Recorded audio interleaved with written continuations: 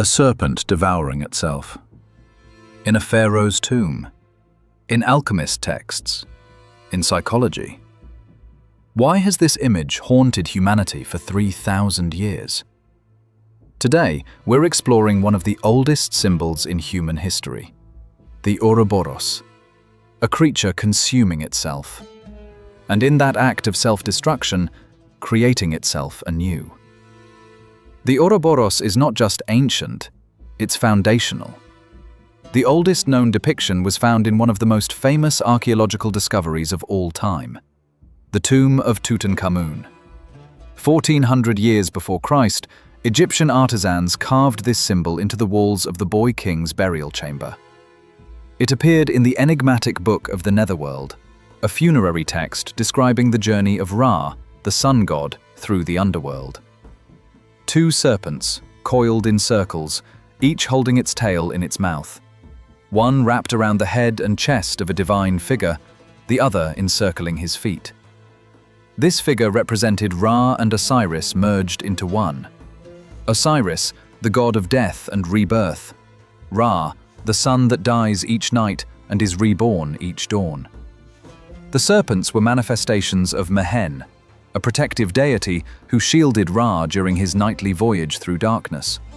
And together, these coiled snakes symbolized something the Egyptians believed was absolute. The beginning and the end of time are the same. Time, to the ancient Egyptians, was not a straight line. It was a circle.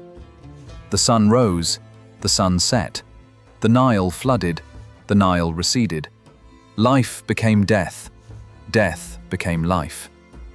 The Ouroboros was their way of showing this truth, that existence is a cycle, that destruction and creation are not opposites, but partners in an eternal dance.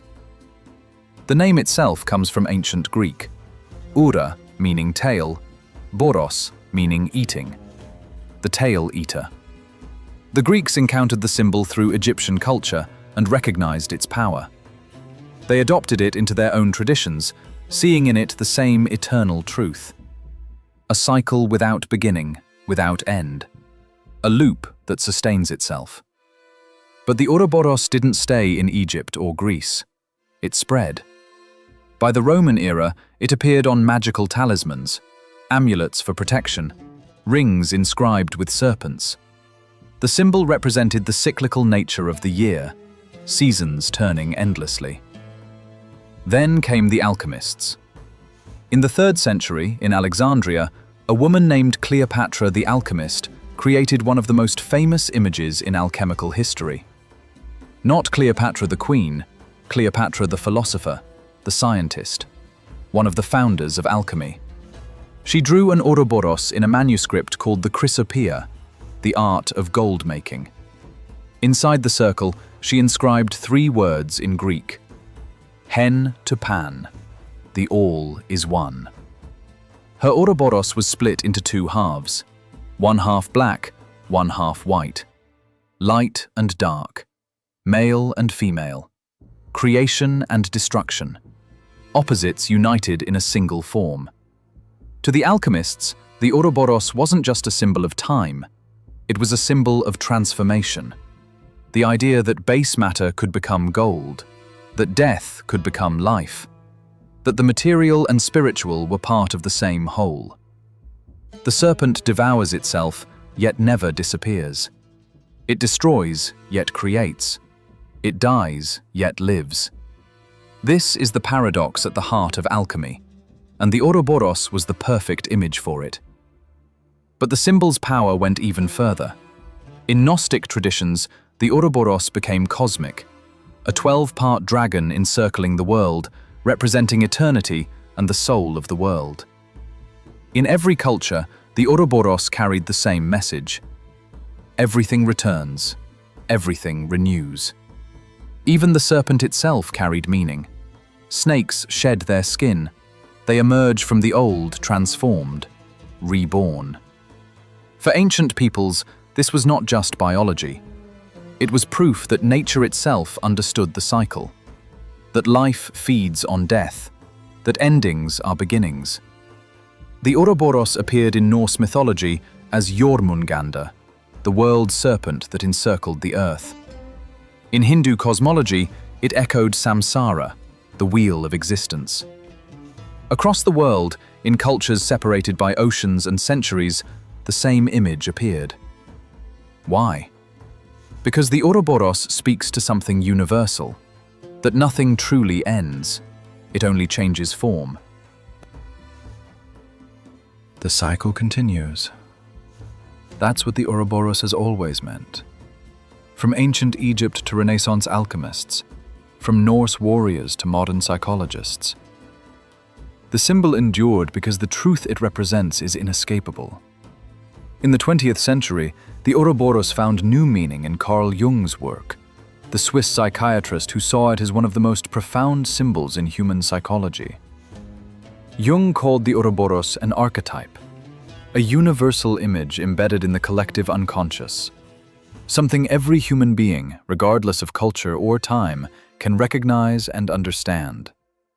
To Jung, the Ouroboros represented the process of individuation, the journey toward wholeness.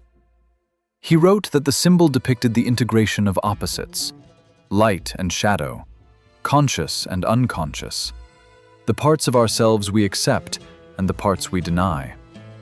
The serpent devours itself, Jung explained, but it also gives birth to itself. It destroys and creates in the same act. It represents the psychological process of confronting what we fear, integrating what we've rejected, and becoming whole. The Ouroboros, Jung said, is the dramatic symbol for the assimilation of the shadow. This idea resonated far beyond psychology. The Ouroboros became a symbol of transformation in every sense: personal, spiritual, scientific. In 1865, the German chemist August Kekulé was struggling to understand the structure of benzene. He'd been working for months with no breakthrough. Then, one night, he fell asleep by the fire.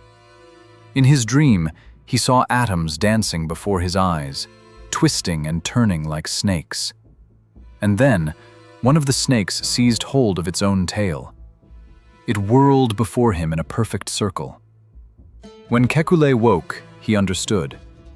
Benzene wasn't a chain, it was a ring, a closed loop. The Ouroboros had given him the answer. But the symbol's influence goes deeper still. The Ouroboros asks a question that every human being confronts. If everything is a cycle, if death leads to life and life leads to death, then what does that mean for us? Are we trapped in an endless loop? Or is the cycle itself the point? The ancient Egyptians believed the cycle was sacred, that Ra's journey through the underworld each night and his rebirth each dawn was the engine of existence. The Ouroboros wasn't a prison, it was a promise. That the sun would rise, that the Nile would flood, that what was lost would return. The alchemists saw transformation in the cycle, that base metal could become gold, that the imperfect could become perfect. The Ouroboros represented the great work, the philosopher's stone, the unity of all matter. One is all, Cleopatra wrote. All is one. Jung saw psychological rebirth, that we consume our old selves to create new ones, that growth requires destruction, that wholeness emerges from the integration of what we've divided. And in every interpretation, the same truth emerges. The cycle is not meaningless repetition, it's renewal. The Ouroboros today appears in books, films, jewelry, tattoos. The symbol still resonates, because we still face the same questions. What happens when things end? Do they disappear or transform? The Ouroboros offers an answer. Nothing ends. It changes. The sun sets but rises. Winter becomes spring. Death becomes life. The cycle is eternal, and we are part of it. The Ouroboros doesn't promise escape from the cycle. It promises meaning within it. That every ending contains a beginning. that destruction and creation are one. 3,000 years after it was carved into Tutankhamun's tomb, the Ouroboros still speaks. It tells us that time is not our enemy, that change is not loss. The serpent eats its tail, and in that act, it lives forever. That's the gift of the Ouroboros, the recognition that we are part of something larger, a cycle that began before us and continues after. The Ouroboros is the symbol of eternity, not because it lasts forever unchanged, but because it transforms forever. And perhaps that's the deepest truth it offers, that to live is to change is to die is to be reborn. The all is one is all. The cycle never ends, and that, the Ouroboros tells us, is exactly as it should be.